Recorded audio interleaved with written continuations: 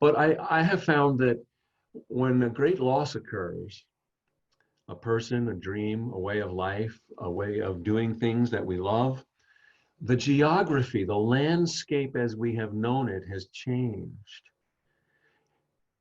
And why it's important, at least I have felt, to accept that, and I know this because I have resisted accepting it at some points, is that the old maps, so carefully drawn to navigate the landscape that has been my life, they're no longer accurate because the landscape has changed. It's been blown up.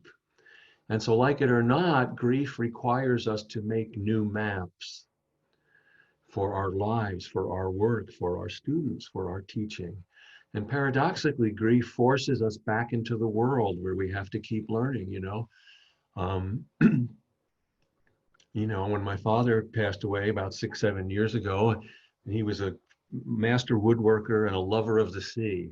And we spent a lot of time on sailboats in our life together. And oh, I went inward. I was depressed for a while, and I just kept being forced out into life. And of course, seeing woodwork and ships everywhere, and needing to go back out there. So as we come back to where we are, I want to, I've often, maybe you have too, I've encountered people during these months who've said to me, hey, all that stuff is really interesting, but this is real. We're in difficult times. I don't have time for an inner life.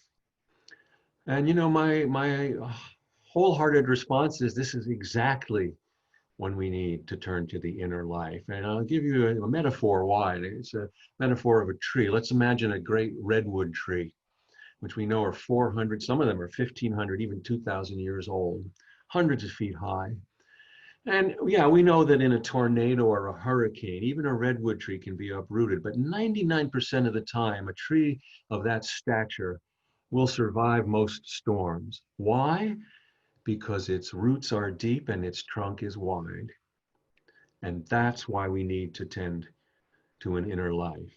Not that we have to ascribe to a particular tradition or a particular philosophy, or that we have to have things figured out, but we have to be a conduit between what's inner and outer so that we can deepen our roots and widen our trunk so we can survive this storm.